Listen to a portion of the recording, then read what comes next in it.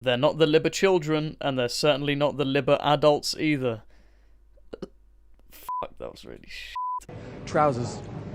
Damn, what a debut. The best way I can describe it is this sort of contemporary cacophony of classic punk and or post-punk acts, where on almost every track here I was able to cite a band the Libertines clearly took inspiration from and incorporated elements of in their sound, all while making it their own of course. The very choppy rhythm playing on Horror Show felt reminiscent of Buzzcocks for me. The melancholic chord progression and equally dishevelled vocal delivery on Time for Heroes sounded to my ears like something the Jam could have written, and generally speaking the metallic and disjointed guitar playing all throughout this album reminded heavily of The Clash, as did Pete Doherty's barking vocal delivery, which I'm sure Mick Jones in his role as producer played no part in whatsoever. Influence aside, what is totally unique to this album's sound is how messy and yet melodic it can be in ways you'd least expect. Like, for the most part, the lyrics are sort of just carelessly spat out with little regard for how that flows in any kind of rhythmic way, which, as the listener, you kind of just shrug off on account the guitars are so in your face, likewise with Pete and Carl's vocal takes. But then, in just as abrupt a fashion, the song hits you with these introspectively formed choruses which affirm in much subtler a way what the verses are really trying to say under that surface level aggression.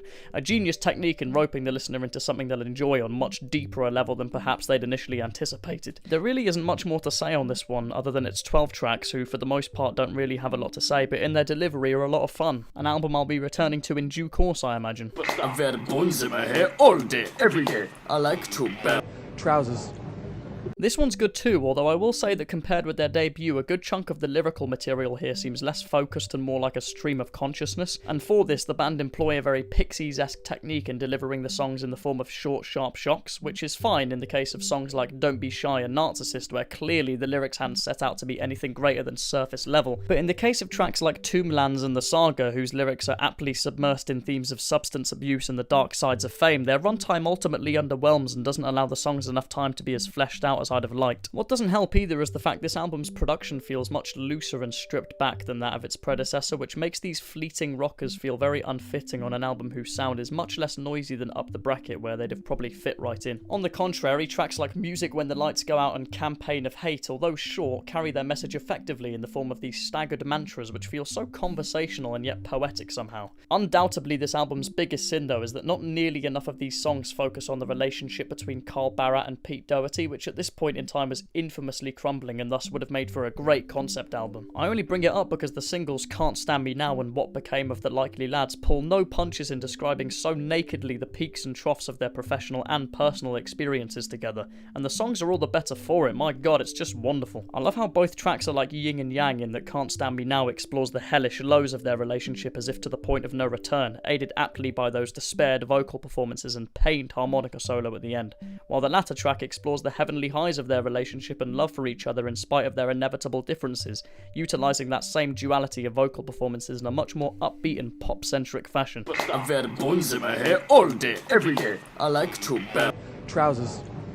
Yeah, this one's a snoozer. The 11 years between this album, their self-titled album, and the solo side projects interspersed all throughout those years come together to form an album which, ironically, isn't fully formed. For one thing, I'm noticing the band have taken to a more conventionally structured style of songwriting, with almost every song following the guise of verse, chorus, break, chorus, which, yes, takes away from the spontaneity of old Libertines and played a huge part in what gave them their charm, but I wouldn't mind, were it not for the fact these instrumentals sound so uninspired, like demo levels of minimalist. Bring back the jangly guitars, I want the jangly guitars! The result of this is the vocals being a focal point of a majority of these tracks, which, to give credit where credit's due, are better from a technical standpoint than that of their first two albums.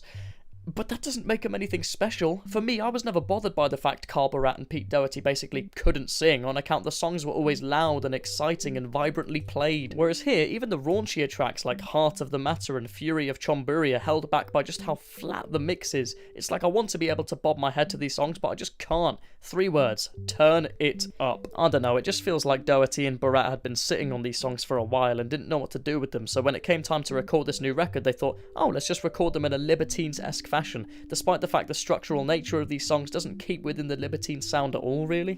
I've had bones in my hair all day, every day. I like to belt. Alright, and now for the ranking coming at you in 3, 2, 1, voice crack.